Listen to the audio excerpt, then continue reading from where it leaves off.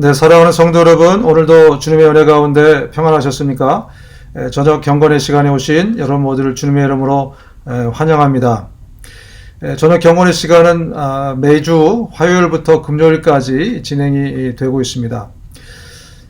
이 코로나 바이러스 때문에 이 코로나 사태가 장기화가 되다 보니까 처음에는 답답하고 깝깝하고 그랬는데 이제 어느덧 우리 일상으로 자리 잡은 것 같습니다. 벌써 지금 6개월 거의 가까이 되고 있지 않습니까? 그러다 보니까 이게 아주 자연스러운 그런 생활의 일부가 된 것처럼 그렇게 느껴지는데, 이왕 이렇게 하나님이 이런 기간을 주신 것은 오히려 더 영적으로 우리가 준비되고 또 하나님이 문을 여실 때까지 잘 훈련되고 그렇게 영적으로 정말 뭔가를 준비하는 그런 기간이 좀 되었으면 좋겠습니다.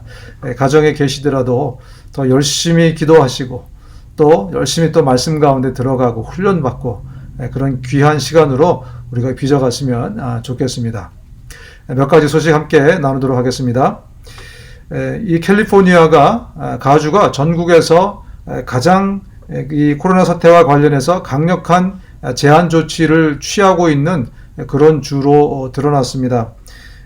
명령의 엄격함, 그 다음에 식당과 또 술집의 재개 등 세 개 부분에서 뿐만 아니라 비필수 업종의 재개에 대해서도 우리 가주가 전국에서 가장 강력한 조치를 취하고 있는 그런 주로 드러났습니다.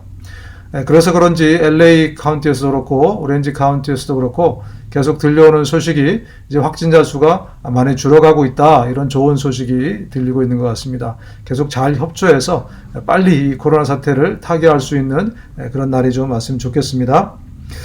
한편 이제 코로나 바이러스에 의심되는 사람들은 해외 여행을 하고 돌아올 때 이제 격리를 하겠다, 이런 또 보도가 나왔네요.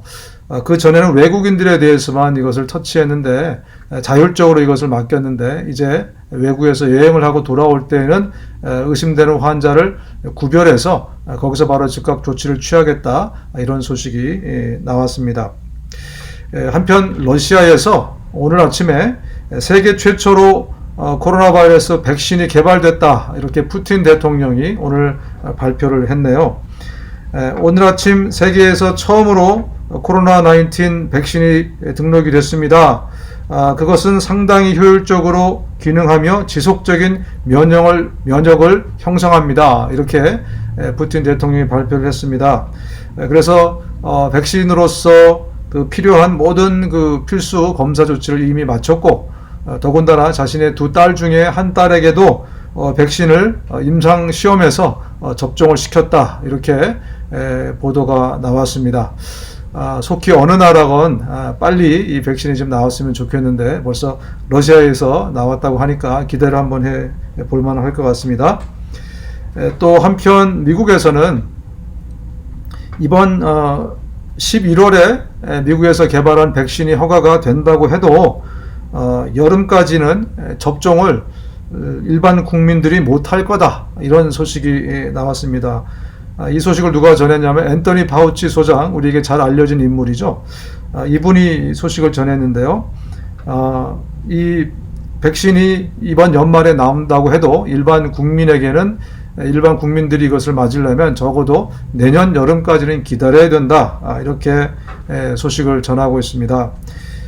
이제 트럼프 대통령이 11월 3일 그 대선 전까지 백신이 나올 것이고 국민들이 이것의 혜택을 받을 것이다, 이렇게 계속 얘기하고 다녔는데 앤서니 소장은 내년 여름에 지나서야 우리가 백신을 맞게 될 거다, 이렇게 오늘 소식을 전했습니다. 네, 계속해서 오늘 말씀을 함께 묵상하도록 하겠습니다. 시편 64편 1절부터 10절까지 말씀, 시편 64편 1절부터 10절까지의 말씀입니다. 하나님이여, 내가 근심하는 소리를 들으시고 원수의 두려움에서 나의 생명을 보존하소서. 주는 악을 꾀하는 자들의 음모에서 나를 숨겨주시고 악을 행하는 자들의 소동에서 나를 감추어 주소서. 그들이 칼같이 자기 혀를 연마하며 화살같이 독한 말로 겨누고 숨은 곳에서 온전한 자를 쏘며 갑자기 쏘고 두려워하지 아니하는도다. 그들은 악한 목적으로 서로 격려하며 남몰래 올무 놓기를 함께 의논하고 하는 말이 누가 우리를 보리려 하며 그들은 죄악을 꾸미며 이르기를 우리가 묘책을 찾았다 하나니 각 사람의 속뜻과 마음이 깊도다. 그러나 하나님이 그들을 쏘시리니 그들이 갑자기 화살에 상하리로다. 이러므로 그들이 엎드러지리니 그들의 혀가 그들을 해함이라. 그들을 보는 자가 다 머리를 흔들리로다. 모든 사람이 두려워하여 하나님의 일을 선포하며 그의 행하심을 깊이 생각하리로다. 의인은 여호와로 말미암아 즐거워하며 그에게 피하리니 마음이 정직한 자는 다 자랑하리로다. 아멘. 네, 오늘 시편 64편 역시 다윗이 쓴 시인데 아마 이 본문을 읽어보니까 다윗이 누군가의 말 때문에 굉장히 지금 힘들어하는 공경에 처해 있는 그런 것이 아닌가. 아마 원수들이 말로 다윗을 많이 공격한 것 같습니다.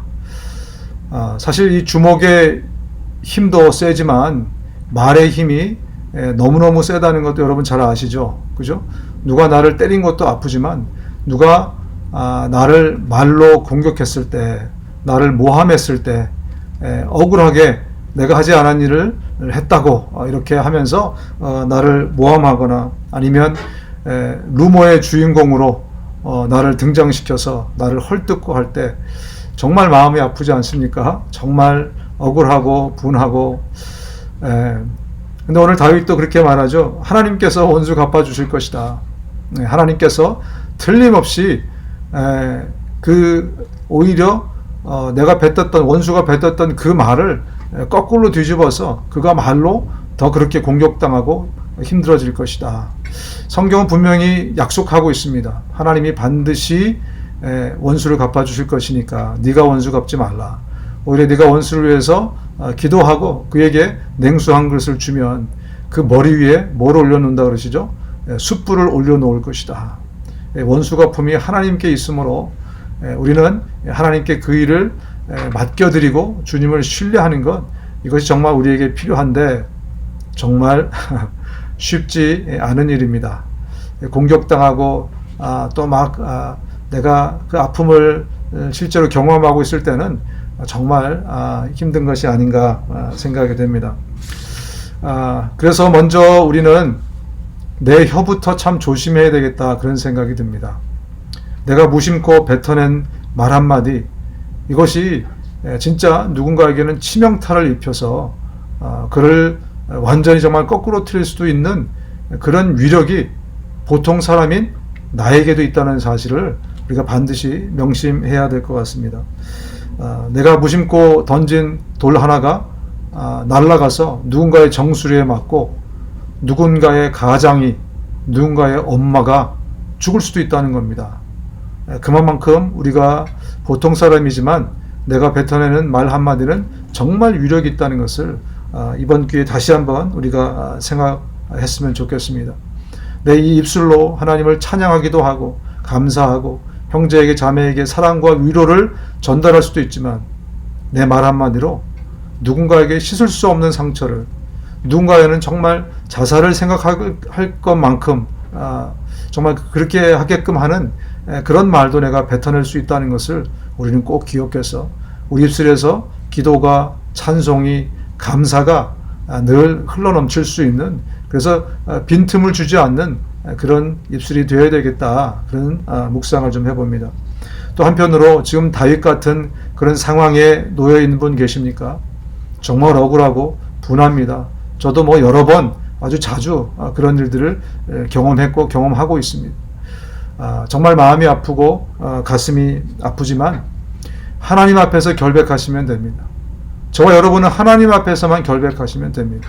우주보다 크신 하나님이 네가 하지 않았으니 너는 정직하다, 주님만 나를 인정해 주시면 됩니다. 그래서 굳이 내가 변명하려고 하고 내가 그걸 나서서 해결하려고 하지 않아도 하나님께서 하나님의 때에 그 모든 일들을 다 해결해 주시라고 믿습니다.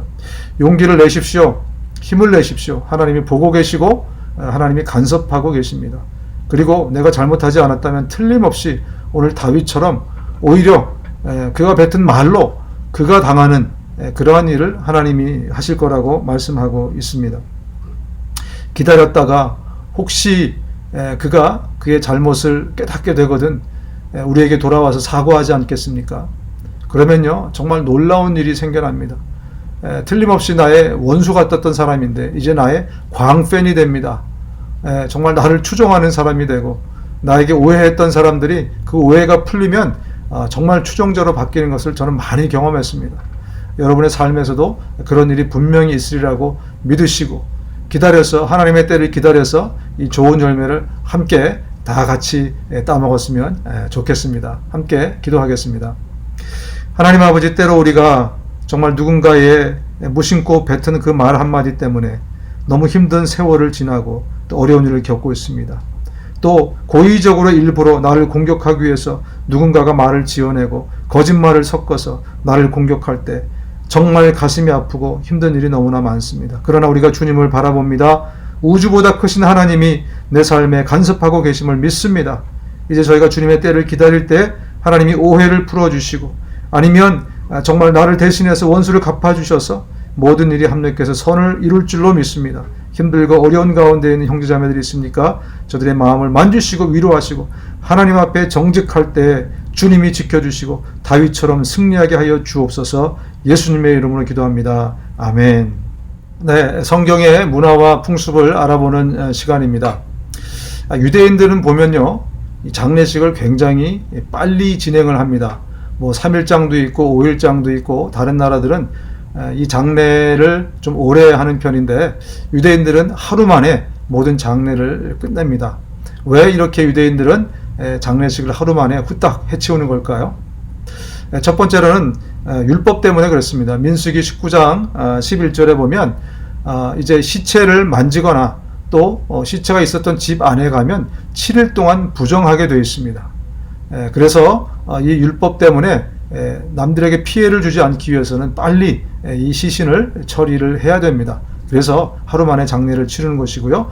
또 하나는 그 지역의 날씨 때문에 그렇습니다. 성지순례를 가보신 분들은 알겠지만 굉장히 뜨거운 날씨입니다. 그래서 시체가 금방 부패하기 때문에 장례식을 일찍 치릅니다.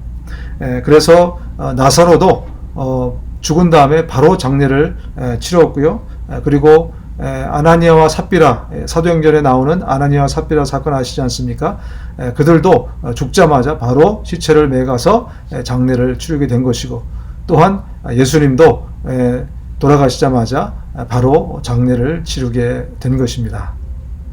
네, 여러분 오늘도 여러분들에게 드린 기도 제목 가지고 계속 기도해 주시길 부탁드리고요. 또 계속 드라이브 스루 신방이 진행되고 있습니다. 가는 곳곳마다 복을 빌 때 복이 임할 수 있도록 기도해 주시고 또 하나님의 위로와 사랑이 전달될 수 있도록 그렇게 기도해 주시기를 부탁드리겠습니다. 저는 내일 이 시간 다시 여러분 찾아뵙겠습니다. 감사합니다.